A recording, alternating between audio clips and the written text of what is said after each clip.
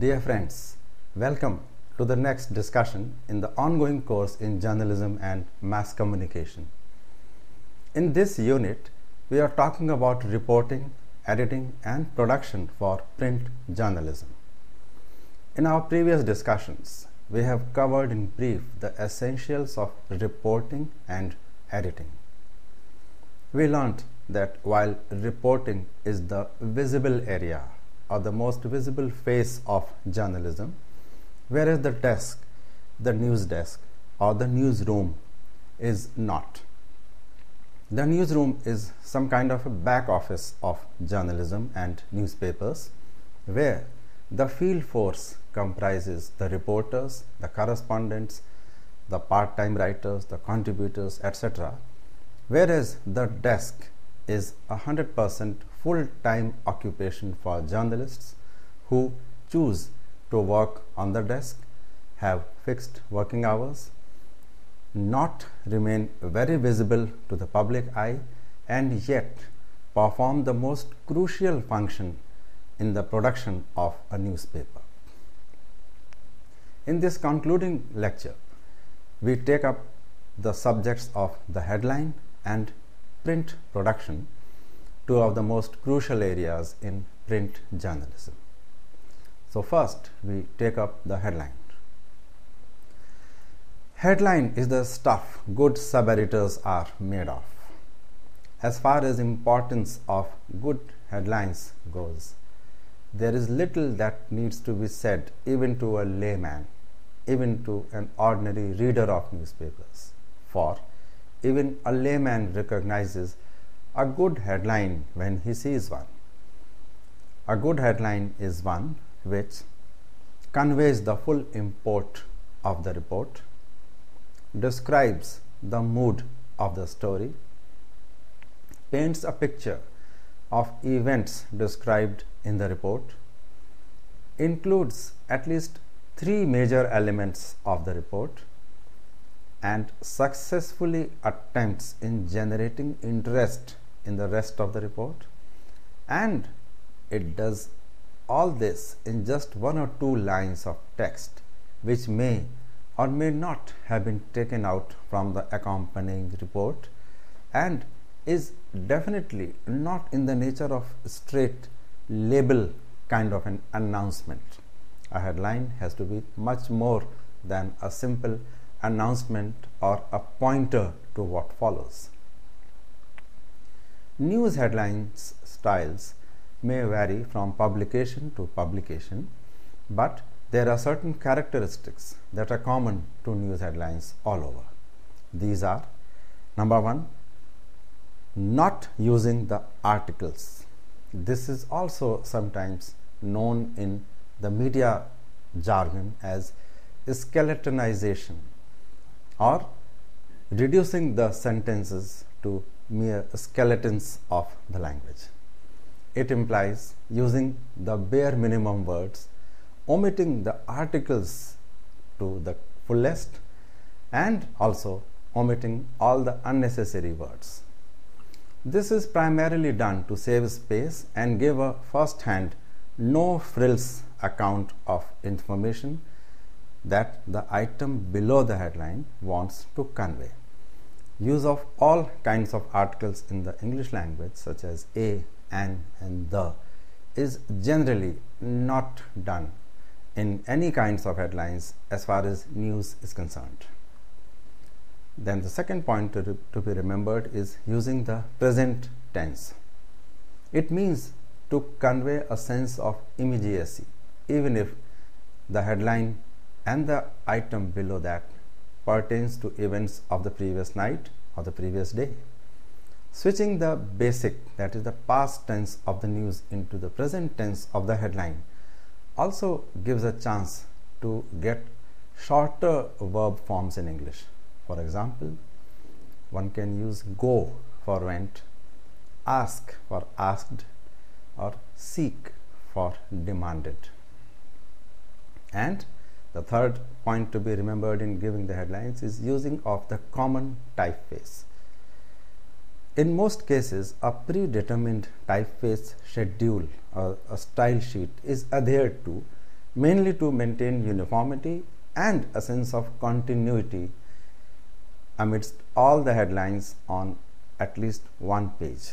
It may be possible that the typeface for headlines is kept different for, say, the editorial page or the sports page and so on, but at least on one page, it is generally seen to it as a matter of policy and style that the headline font is predetermined and similar.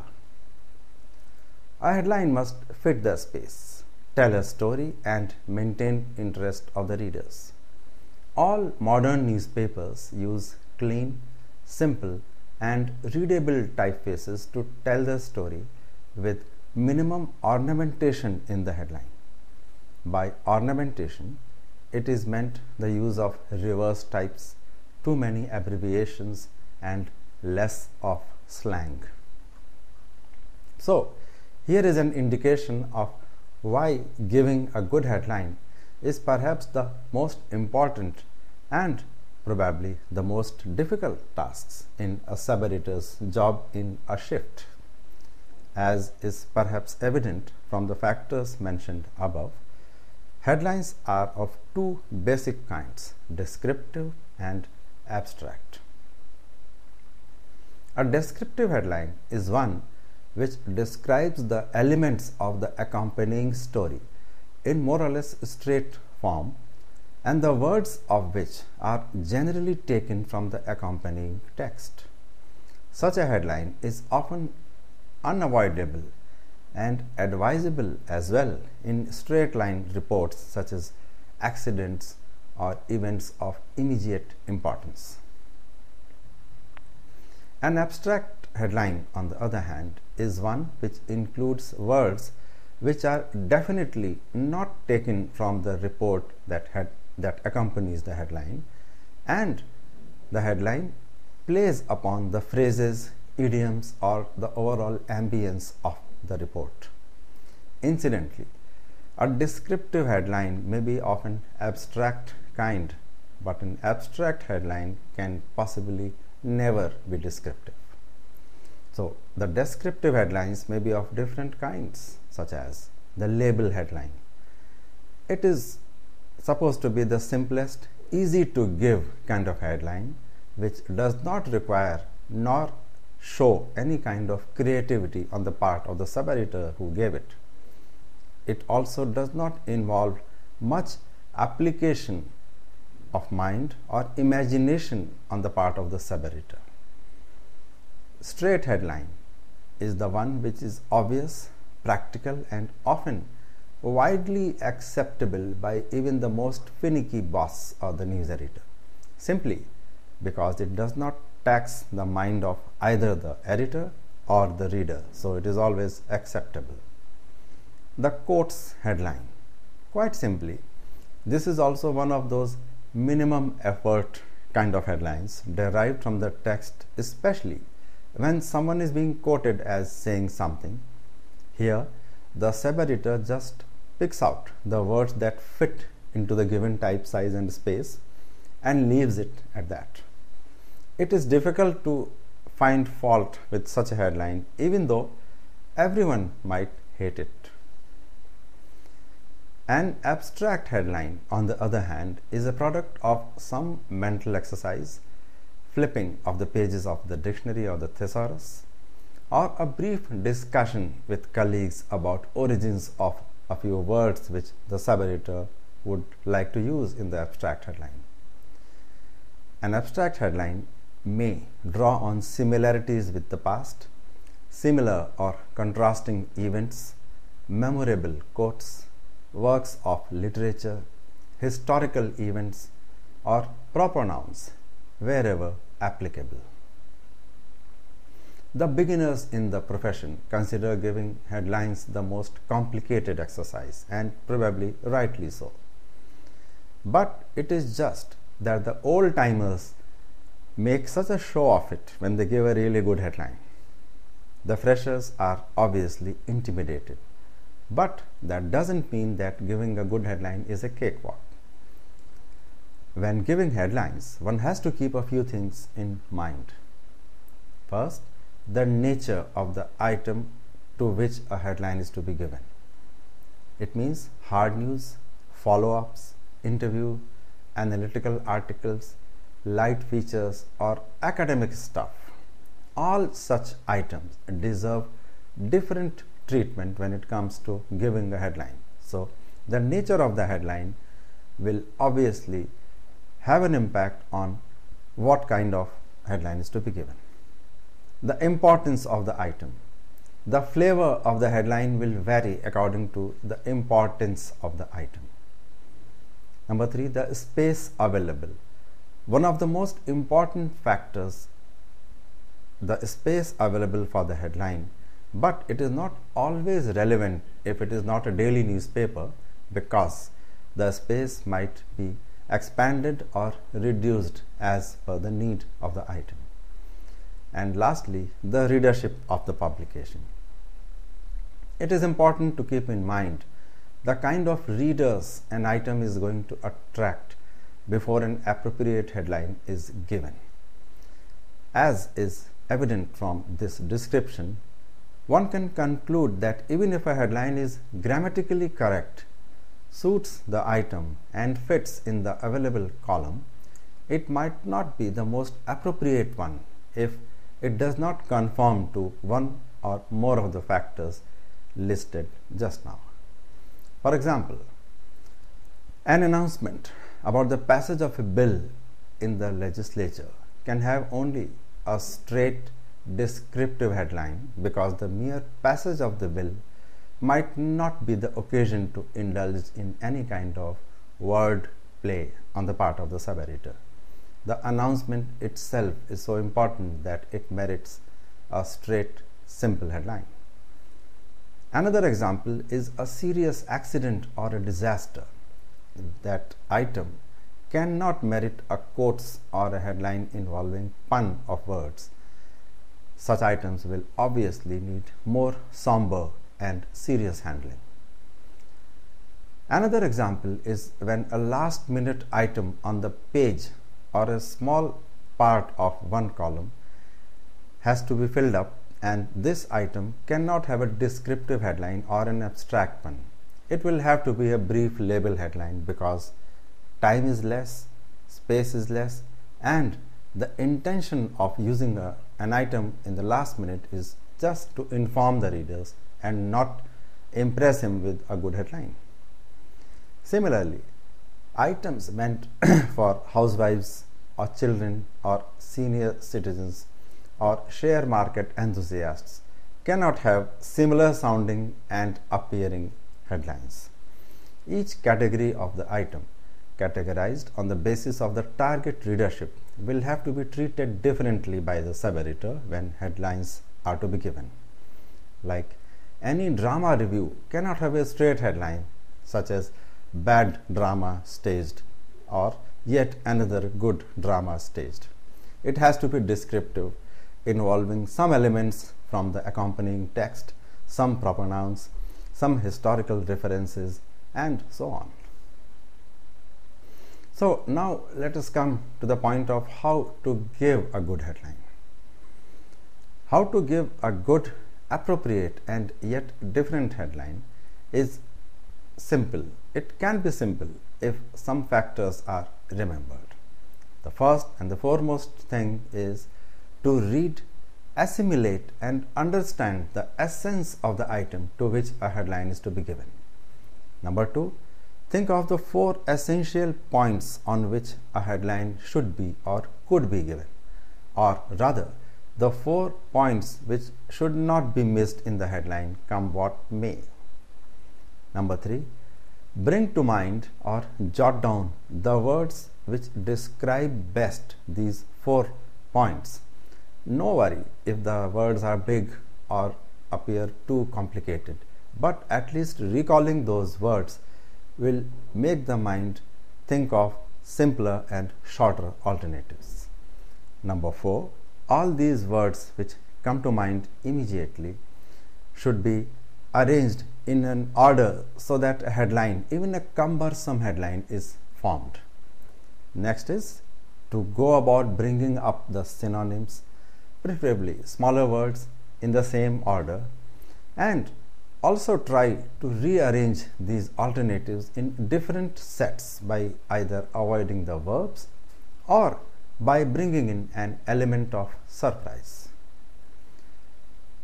Of course, taking help of the dictionary, thesaurus, or a word finder is always advisable when giving a headline to a particularly important or complicated item of news. It must be remembered that only the knowledgeable people take up the help of the dictionary. Those who don't go in for the dictionary probably know that alternatives do not exist, and this shows the limits to their knowledge. Using allegories or mere suggestions can also be of help at times. Otherwise, being direct is being safest when giving a good headline. It also helps you if you are well read or have a good memory, or you can recall certain similarities to the item which you are handling. For example, some time ago an item mentioned that noted filmmaker Shyam Benegal was going to make a film about the achievements of a power company. It would have helped a real good deal if one remembered that he made a film called Manthan some decades ago for a milk cooperative company of Gujarat. Then alluding to a Manthan for power sector would have been the logical thing to do when giving a headline for Shyam Benegal doing a film on the objectives of the power company. Similarly, remembering historical facts, names and events also can be immensely helpful in giving different kinds of headlines. The key factor is one has to be correct and yet different in giving a headline. Some headline tips to be remembered are that in a two-deck headline or headline involving two tiers or two layers, the top deck of the headline must be able to stand alone. It is not a good headline if its meaning is cleared or is known to the reader only after reading the intro. That means if a headline comprises two parts, the first part on top must convey the meaning of the item without the reader being forced to go in for the second deck or even the introduction to the item. Another tip is to shift to passive voice and make the second line the first line if it is difficult to fit the line into the fewer number of words. It means if the second headline appears to be more interesting and more informative, it can be shifted to the passive voice and made the top heading, and the top heading can either be eliminated. Sometimes a change of order of the words being used does not involve a change in the sentence structure. A pair of words can be shifted to make the right adjustment. One must look for synonyms all the time, even if the headline is an obvious one. In case of too many points to be included in the intro or too many suggestions about the important points in a headline, one must use the parts that tell the main aspects of the story fully, and the rest can be kept out or ignored. One must look for certain specific terms that may appear routine, but the use of such routine terms may be unavoidable. The use of comma, hyphen, exclamation mark, question marks, etc. should be kept to the minimum if possible. In some cases, however, a colon will do for attributing a statement to somebody. Quotes headlines are always not advisable and must be avoided as far as possible because it shows a certain lack of application of mind on the part of the sub-editor who gave it. So, the points to be remembered in giving headlines is that a headline can either be descriptive or abstract depending on the nature and content of the item, and the headline has to be intelligible, simple and purposeful enough to make the reader read the item further. It is indeed considered a window to the text down below. The headline should actually reflect the effort made by the sub-editor in thinking about it.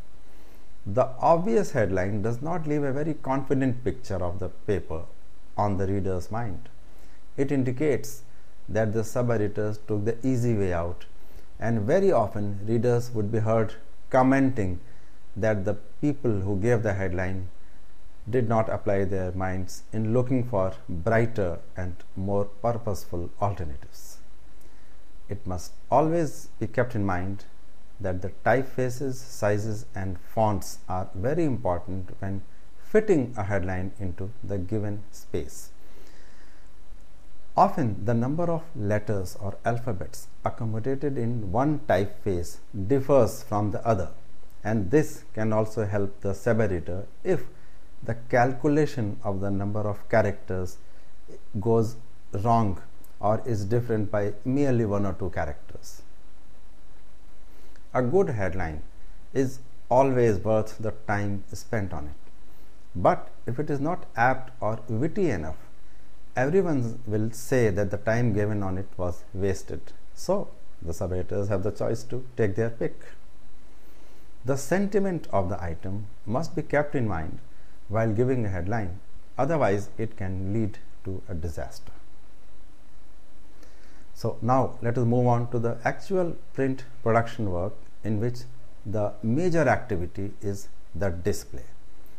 As we can recall, a reporter files an item, a sub-editor first edits it for removing the errors of fact and language, then the related reports are connected, a sense of continuity is introduced, and then a headline is given to it.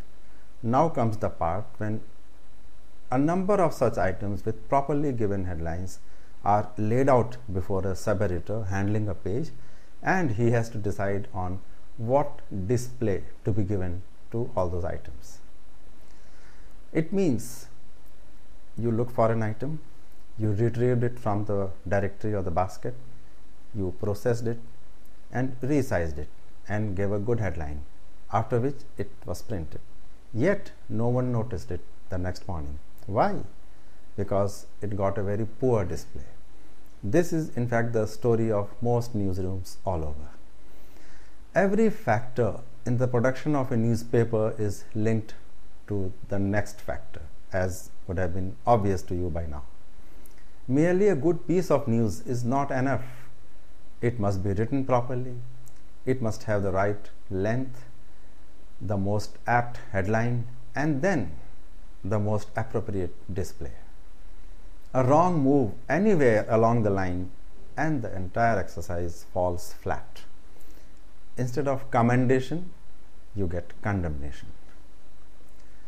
On the flip side, however, a right display given to the wrong news can also have the most amazing consequences. Display, one might say, is the last frontier in the journey of a journalist to fame and renown. Beyond this, it is the printer, distributor and hawker who take over and decide the fate of the reporter and the journalist who created that report. So in the beginning, it must be understood that every newspaper has a basic design that is more a statement of style and a collection of a permanent set of rules governing the entire format of that publication.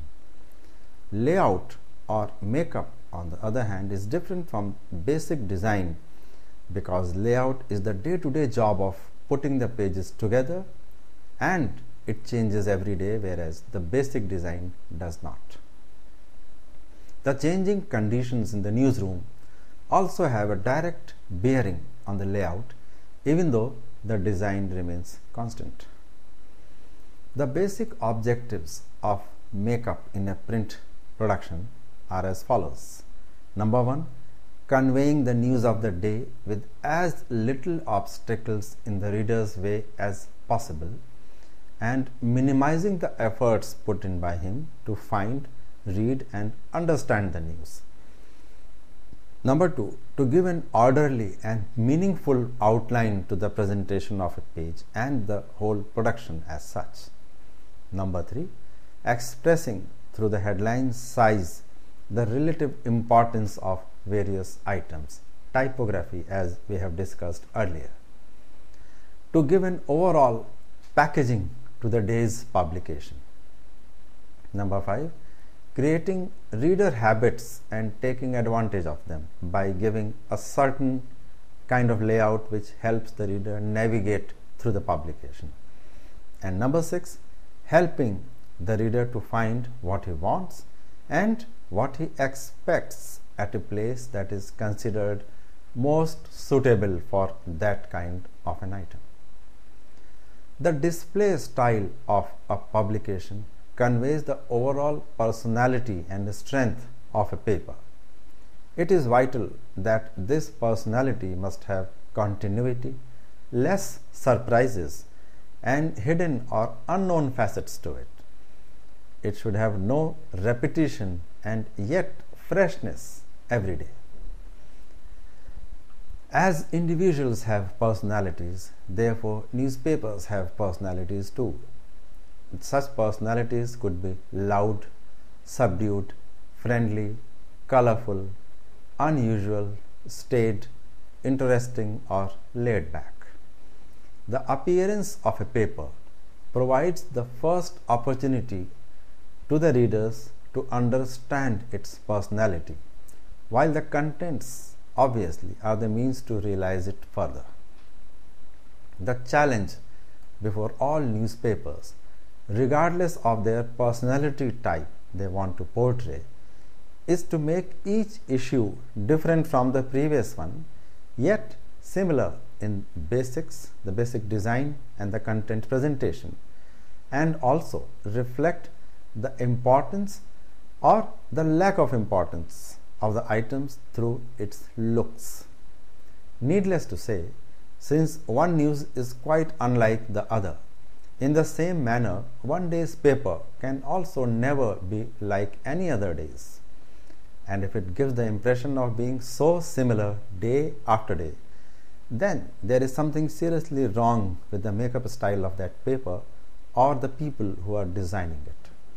It requires a strong set of skills to provide the layout a sense of continuity combined with uniqueness and freshness day after day.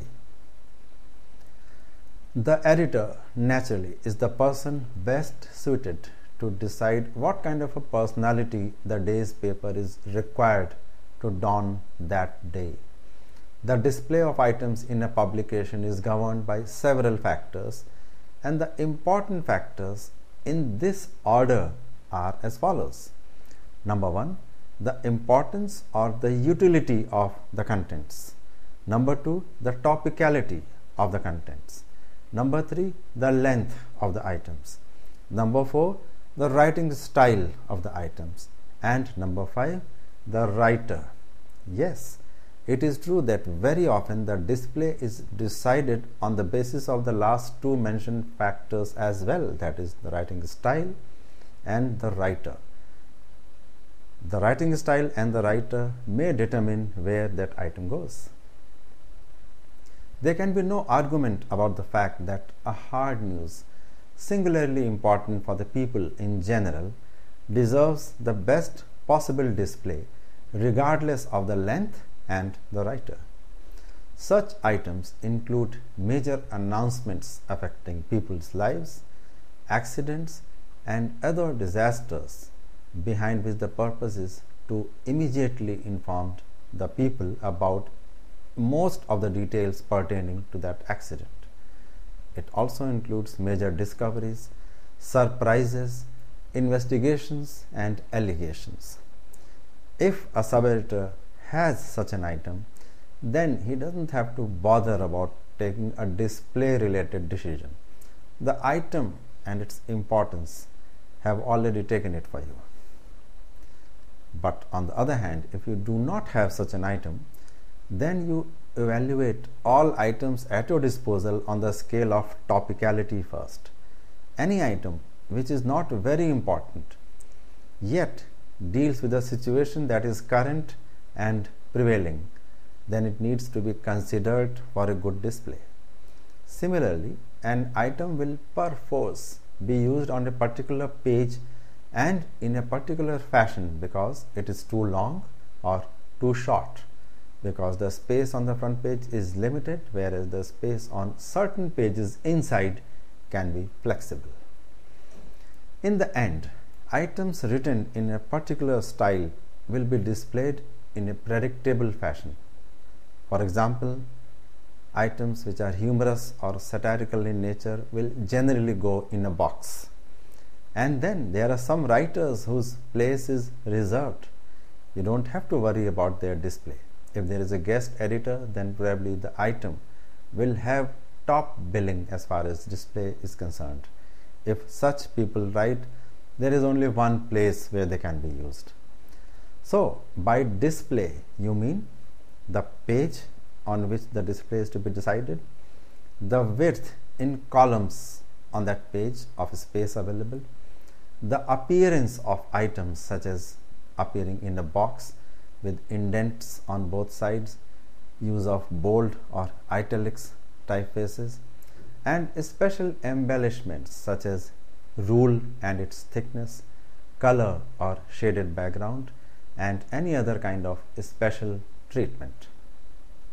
So, what shall influence the display are factors such as the available space, the available fonts and typefaces as per the style sheet of the paper, the available writing style because the sub-editor cannot change the style, and of course the available time, which probably would be the deciding factor at the end of the day. To understand what is meant by the above preconditions, understand this. You are working on a particular page. Suddenly, you get an item that is ready for use and you are told to give it a prominent display. What you do now will be dependent on certain limiting factors such as the space available on the page for the item in question, the choice of typefaces, the kind of language and writing style followed in the item concerned, and lastly, of course, the item available at hand. For instance, a good interview of a visiting celebrity needs to be displayed on top of the page since it has got its display value only for a day. Besides, its headline has to be in a prominent, stylish font, bold, and announcing the availability and the interview of the celebrity, and it must have a blurb, an intro, and probably one or more strategically placed pictures. And all this has to be done carefully, which means that it will require more time than usual. So, how your ultimate result is going to look depends upon several factors, not all in the sub-editor's control. Layout and appearance of newspapers has been changing in accordance with the role they were required to or expected to play. For instance, when the newspapers were just on a mission, as in the pre-independence period, then they were just expected to inform what was happening on the freedom struggle front. Accordingly, the newspapers made columns as simple and straight as per convenience and filled it with news. It was more of an exercise of filling all available space on the front page as also on the inside pages, so that the basic duty of giving news was somehow complied with. Over the years, as newspapers became more of a habit and a daily or perhaps a commercial activity, a commercial product to be chosen and bought, and also became a vehicle to provide more information than mere news, the newspapers started adopting more and more adventurous and attractive styles of makeup. The trend actually started in the mid-70s decade, with most Indian newspapers going in for a change in their layout, a makeover as you call it, and this trend has been continuing ever since. In fact, They are newspapers which go in for a change in their appearance every few years. In fact, here it must be remembered that technology has played a great defining role in helping newspapers change their looks. It was a pretty tedious process in years before the 70s to put a newspaper together in the hot metal printing technology process. Changing a layout during the production process in those times was almost impossible unless there was a shattering piece of news that had to be accommodated, and the time taken up in putting the pages together was very long.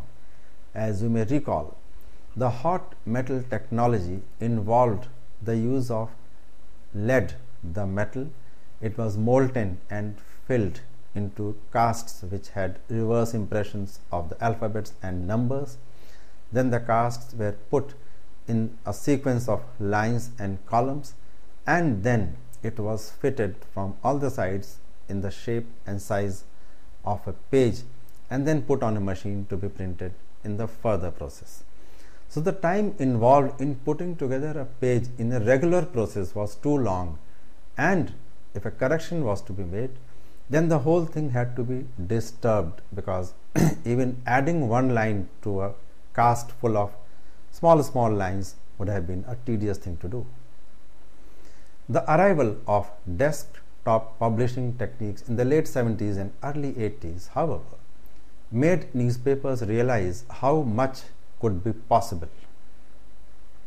The availability of fonts, flexibility in having custom-made column widths, ease of editing pictures and making of negatives for image setting, all these things put together changed things dramatically and almost forever.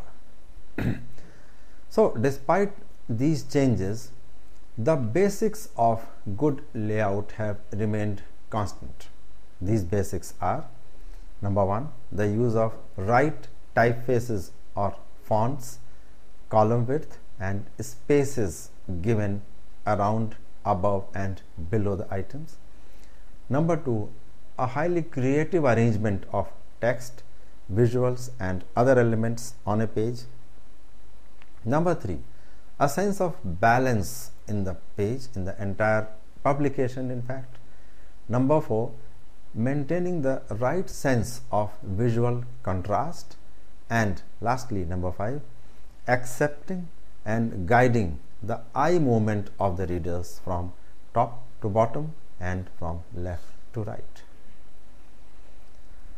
While selecting the preferred typeface, column width and spaces is a policy style decision, and it continues to be like this in most newspapers. There are many more factors backed by research that tell us why a typeface is preferred over the other. For example, typefaces with serif, that is the small finishing stroke at the edges of a letter, are considered easier to read when quick reading is required. Typefaces without these serifs are considered more useful for announcements or even headlines that are required to stand out. That is why, if you notice, you will find most bold headlines in fonts that do not have a serif, and most of the billboards and shop front notice boards have headlines that do not have serifs. Modern day newspapers have almost an endless variety of typefaces to choose from. In fact, publications even have the option of having custom designed typefaces which can be exclusively theirs to use.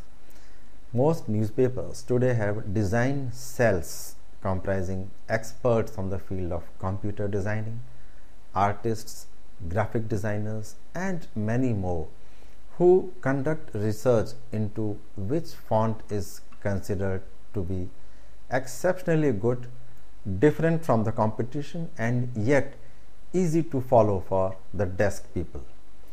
We see contemporary newspapers use typical typefaces for news, features, pullouts, magazines and so on. Some newspapers also have a style decision to use one set of typefaces for the front page and another set for the inside pages. In fact, today there is a possibility that a typeface may not be used at all, and the design software can be used in the form of a brush or a stroke to form the shape of an alphabet. But such a practice is common in feature pages, in magazines, on cover pages, and on special occasions, etc. So the points to be remembered for a layout are: the most important reasons why a good and relevant display is needed is the importance and topicality of the item, and initially this alone determines what page it will get and how it will be positioned. The other point to be remembered is the way an item is written, its length, plus the fact as to who has written it may also be crucial for a particular kind of display, especially dealing with the page on which it is used and the position where it is to be given. The process of having and giving a good display includes giving special effects such as intros, blurbs, pointers, boxes, quotes, pictures, sketches, cross references, and all available kinds of decorations or indicators. In any case, the nature of the item, whether it is hard news, soft news, investigation, exclusive, a feature, a review, an interview, and so on, will be the deciding factor for coming to a conclusion and a decision on its display. One kind of display merited by one kind of item will just not be right for the other kind of item on any other page. It is almost an exclusive kind of a relationship which an item has with its display. In fact, in certain cases, a very good display given to a particular item or an interview or an event of the day is used only once, and the news editors and editors actually say that they will not use it for any other event in future because it was so good, because it was so exclusive, and because a good thing must be done only once and rarely for it is to be remembered by the readers all the time. Using a certain set of typefaces, spaces, column widths, etc. is a design decision that is constant, but the day-to-day layout decisions differ. So now we come to the day-to-day decisions on the layout. In early years, the front page of a newspaper usually carried only advertisements with news on the second page, followed by more advertisements, a serial novel or a story which was serialized, adventure or romance, or poetry, all contained on a 4-page format. The print was small and any white space was accidental. It was never given on purpose. Some earlier newspapers had as many as 10 columns or squeezed on one page. The general look was all print, all text, all grey, and no photographs. Even the advertisements did not contain any visuals but only text, and the visuals, if at all used with the advertisements especially, were those drawn by artists, line sketches as we call them today. But now, decades later, after all those advancements in technology, the standard format for most newspapers is different and standardized to a large extent. Using a picture is just as important as decorating space on any page. In fact, white space plays a vital role in making a picture stand out. In fact, the use of white space is probably the most important detail of the page layout in most publications today. To be effective, white spaces should be used to highlight a headline or an item, separate one element from the other, text from advertisements, and between headlines, byline, and text. So now we are in an era of using colors, and most daily newspapers have also gone color. In fact, most newspapers are now full color. It means that all the pages from the front to the last are printed in color, adding to the work of the news desk, because they have to decide everything according to the color of the pictures and the ads on every page. The use of color in news spaces, however, is still not widely appreciated by readers who would still like to use black and white as far as the news is concerned. But advertisers have found that adding color gives them extra selling power. Therefore, going color has become a commercial requirement for most newspapers. Indiscriminate use of color, in fact, weakens its impact elsewhere. It is acceptable on the feature pages, on magazine pages, on sports pages, and so on. But some editors believe that using color on pages like the editorial page or the business page actually reduce the seriousness of those pages, but that is open to debate. Today, everyone writes, edits, and designs publications on a computer screen. It is beyond imagination that such a thing could be done anywhere else. And in most media houses and publication houses, it is the sub-editors who decide the layout and design of pages, even if it is another individual, that is a designer, who actually makes the pages on the computer screen sitting in front of a system. In some cases, the designer gives a layout and the sub-editors construct a page accordingly. However, this was always not the case. In the pre-computer days, it was an entirely different set of people that was responsible for the layout and design on a day-to-day basis.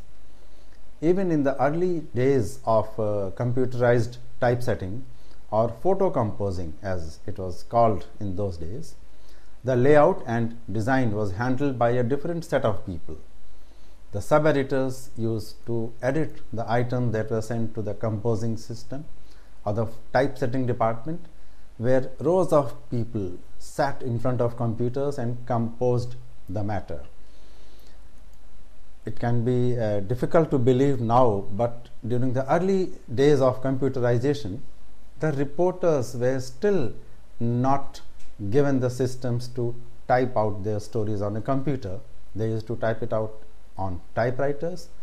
The sub-editors used to edit them on the paper, and then the edited sheet was sent for composing.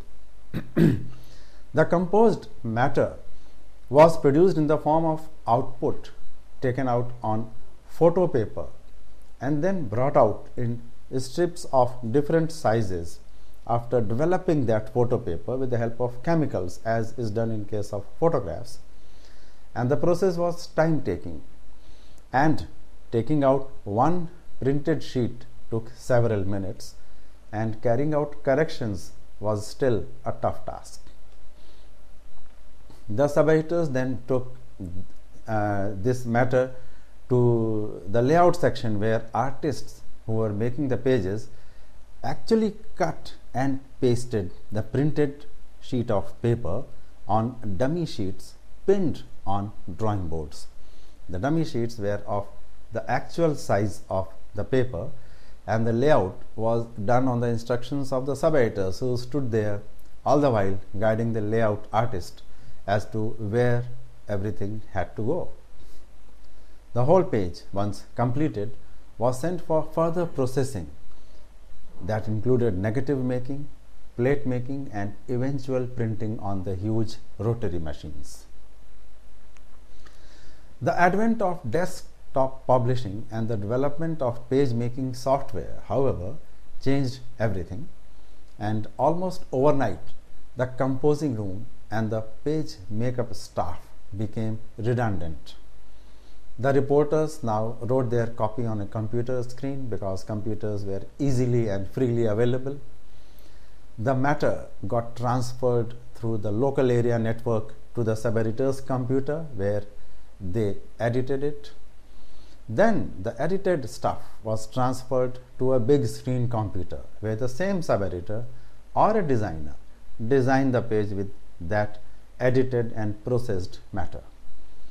The completed page was transferred through the network again to the image processor, from where the negative or the positive, as the case may be, was produced to be sent onwards to the plate making section, and the plate then was sent to the printing machine in one corner of the production room, that is the printing shed.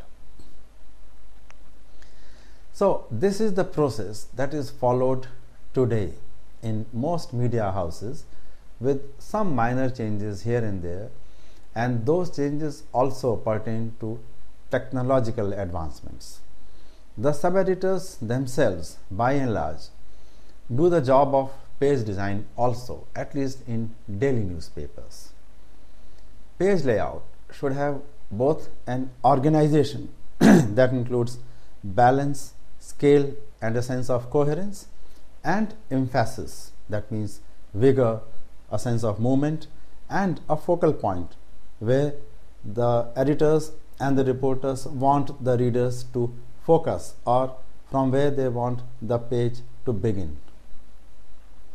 So page designing or page production activities involve a series of activities such as making a list of all the available items, getting the final word on the volume of space available on that page and every page in the publication, getting the pictures ready which are meant for use on that particular page, making a rough layout with proper balance on either the dummy sheet or discussing it with other colleagues handling other pages, then actually placing the relevant items and pictures according to the desired layout on the page itself. Then comes the stage of making finer adjustments and giving print ready instructions to the next department, and then sending the page after locking it properly forward. That means releasing it from the editorial department, and from that point onwards it becomes the responsibility of the actual print production staff to ensure that the page is printed strictly according to the editorial department's instructions. The series of activities as mentioned here would be similar for the front page as well as the inside pages, but the layout considerations for the front page are actually entirely different from other pages. So let us first talk briefly about the inside pages. The size of individual items would vary according to the importance and other factors, and the display of items will also depend upon their size and the order of importance. The bigger items get a bigger display and vice versa. Thus, on a typical page, the layout pattern that would apply would be something like this: advertisements on the left and or the right side of the page, a picture on the top of the page, preferably in the middle of the page, a large item running into 2 or 3 or more columns on the top right and top left, a large item running into 4 or 3 columns at the bottom itself, and 3 or more single column items placed wherever needed on top, middle, and the bottom. So the factors to be kept in mind for a proper layout are balancing the page, introducing visual appeal, having a sense of hierarchy, and avoiding conflict between the items and photographs, and the items, photographs, and the advertisements, or between two photographs. A typical broadsheet newspaper page has to be balanced in such a way that the size of headlines is balanced on top with those at the bottom. Similarly, the pictures have to be placed in such a fashion that they go alongside the connected item and also do not conflict with any advertisements on the same site. The balancing of a page is usually of either a horizontal kind or a vertical kind. A vertical page means that the placing of items and pictures is in such a fashion that the items run in not more than 3 columns width, are longer in depth, and there are quite a few single column items placed strategically between 2 bigger items. A horizontal page is such where the large items run into 4 or 6 columns in width, but the height or the depth is not too much. The picture also is slightly thinner in height or size, but extends on the right and left in terms of number of columns.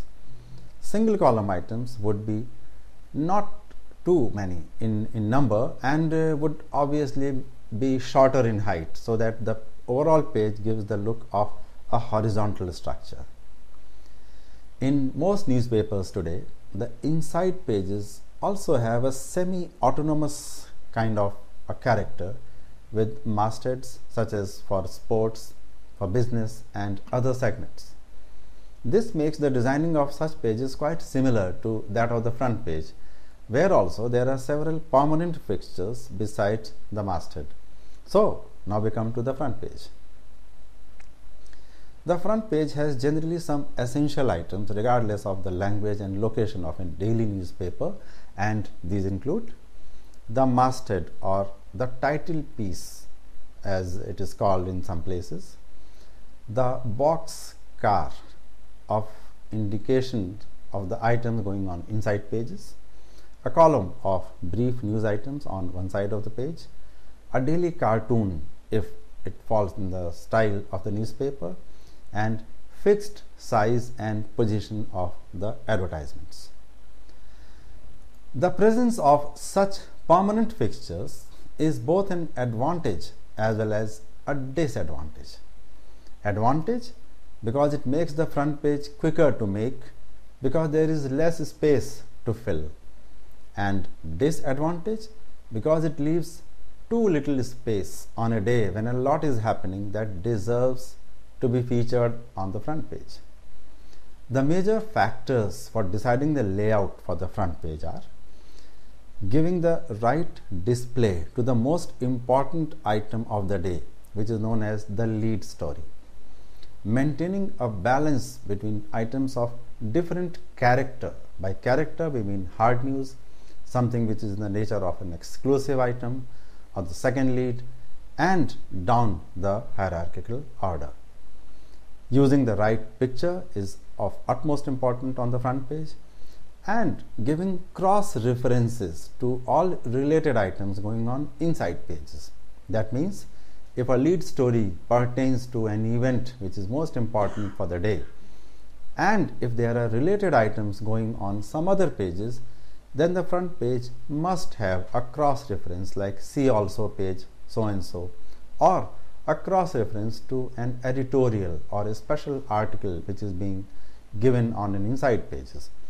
The intention is to help the reader navigate through the page, and after reading a particular story, he should be guided to go to a related item. So, the layout of pages of a newspaper is an exercise that is dependent on factors such as the availability and size of advertisements. It is important to remember that advertisements often play a role which might seem distracting or some kind of an interference in the working of the editorial department. But it so happens that newspapers today play a role that is also more commercial in nature, and most newspapers today give a preference to advertisements in terms of placements, in terms of their odd spaces, odd shapes and size, and in some cases the advertisements are used in such an innovative fashion which is unheard of. Pictures of all sizes, from mugshots to big displays, have to be arranged beforehand to expedite the layout exercise.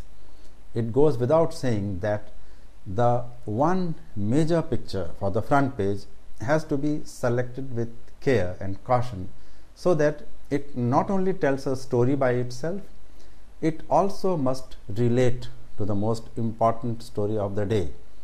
If it is not related, then it should have enough importance, color, and other factors to deserve a place on the front page. The type size of headlines plays the role of the balancing element in giving the page a desired look. It means that if an important item is to be taken as the lead story, or if something very important, shattering kind of a thing has happened, then the whole page will have a banner headline running across the page from right to left. So here in a banner headline, the type size of the headline will play the role of balancing the page, making it top heavy. So the sub-editor will have to ensure that the big, bold, thick banner headline on top is balanced by something of equal importance and equally strong at the bottom of the page. And the front page of a newspaper has inherent constraints, because of which it needs careful handling day after day, every day. It is a window to the rest of the newspaper, and therefore it has to play the role of an index to the rest of the paper as well. So towards the conclusion, we take a quick look at the changing and changed perceptions about the media among the people and the role of the editing staff or the newsroom. It is noteworthy that by and large the people's expectations from the media and their understanding of the purpose the media serves have undergone dramatic changes. It is precisely all about the internal and external influences on the media persons that go on to make the final story or the final product. The printed word still enjoys great power because of these factors. It is permanent, it leaves a lasting impression, it has a longer shelf life and storage value, it serves as a useful reference point, it can be cited as evidence under law in most countries, and therefore the printed word has much more higher credibility. At the same time, it is also true that the visual medium, television to be precise, has undergone a dramatic growth and its influence has increased the world over. However, as compared to the printed word, visual images have a transitory effect. They are forgettable, leave a temporary impact, do not have a reference value, and there are greater possibilities of mischief in presenting a viewpoint on television. Because of these reasons, the visual medium has not taken and perhaps will never take the place of the print medium.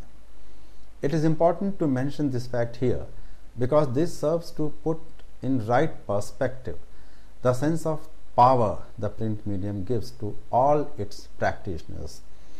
It is because of this reason that the changing perspective and expectations towards the media need to be understood. If the importance of the print medium gives a sense of power to the reporter, then the sub-editor or the editing and production team also bask in the glory of that power, because they are the ones who can make or mar a reporter's story. They can add to the impact of a weak story, they can reduce the impact of a great story, and ultimately, when it comes to releasing a page, whether the front page or the inside page, it is the sub-editor's writ that runs. The reporter or the editor or any other member of the staff of the newspaper dare not obstruct the way a sub-editor releases a page, because it is his responsibility to ensure that the page not only gets released on time, but It carries off everything that the newspaper wants to. With this, we end the discussion on reporting, editing, and production techniques involved in print journalism. We shall take up a new subject of study in our next discussion. Till then, my best wishes and thank you.